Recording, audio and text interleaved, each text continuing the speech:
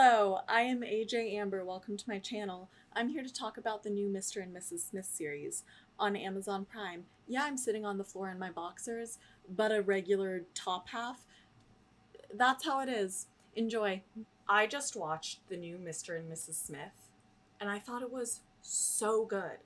And hot. Like, Donald Glover, why have I never seen you in tight pants before? And honestly, it gave me hope that the ways that gender expectations are changing might allow for people like me to be more of myself and to be vulnerable and actually connected in relationships. That hope of mine became especially clear when I watched the original Mr. and Mrs. Smith, which was produced in 2005 and stars Brad Pitt and Angelina Jolie, and was so depressing and boring in my opinion.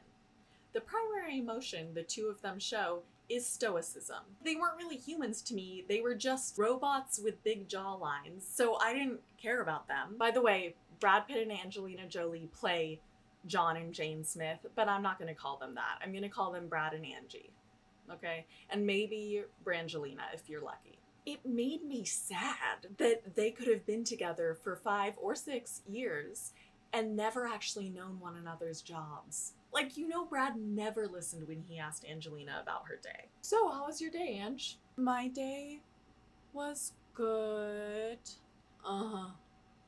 Just went and pet butterflies? I'm done talking now.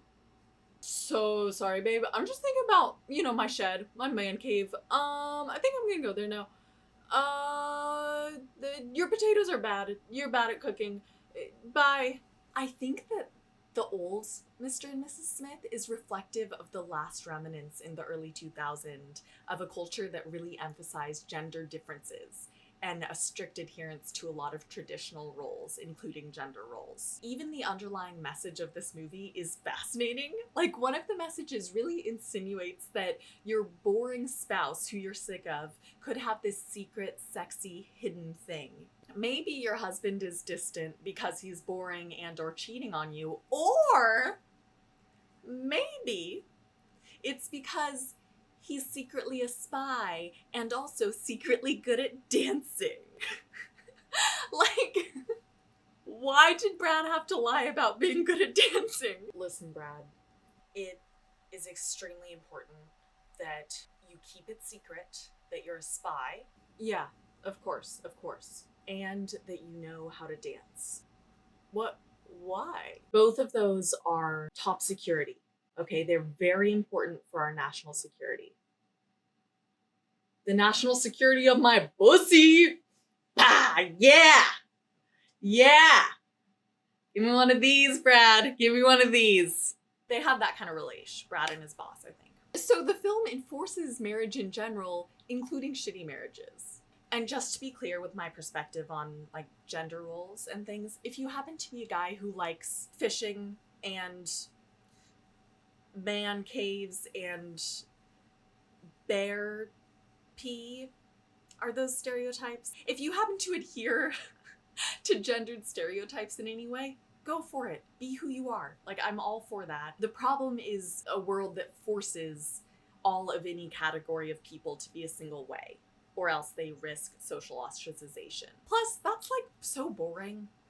That's so boring and no fun at all. Have you noticed that Brad Pitt and Angelina Jolie make no expression the whole movie? Make any face that shows any feeling, Brad. Come on. They're forced to just be like expressionless shells of humans.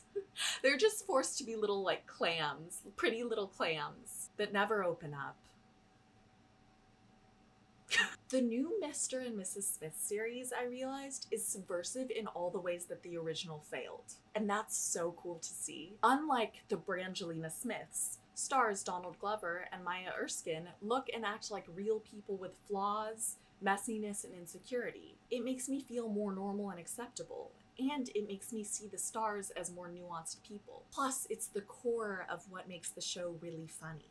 The characters act as straight men in their spy world, where they interact with the ultra-wealthy, usually white, super ridiculous elites. The satire comes when these well-written, nuanced characters act like real people when they're faced with extreme circumstances. Like, throwing up when they have to break down a cadaver, or stressing out about what to include on a cheese plate for their fellow spy guests. Honestly, I do think apricot chicken was a bad call. The show is also frickin' hot in good ways. It provides the perfect amount of escapism, especially for someone of my generation. The Smiths get a nice New York City apartment. They get solid income. Ooh!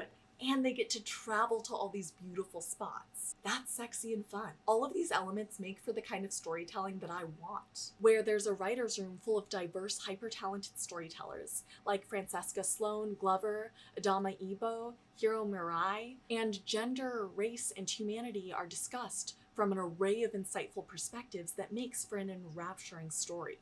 And the characters still have fun. They still jet to the Italian coast. They drive fast cars. They shoot guns because, duh, that's sexy.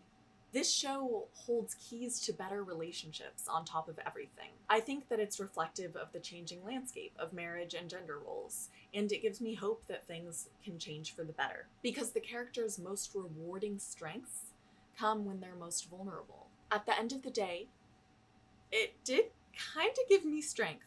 Like, it kind of made me feel like, hey, I can be honest with who I am, and I can do that in interpersonal relationships, and it's really important. Like, it made me focus on that more, and that's cool. I'm really, really grateful for this show. And this was really a brief overview on my thoughts and a comparison on the two Smiths. If you'd like a more in-depth analysis, let me know. Feel free to like, subscribe, leave some comments. Let me know what you want to hear more about. I'm AJ Amber. Thanks for watching.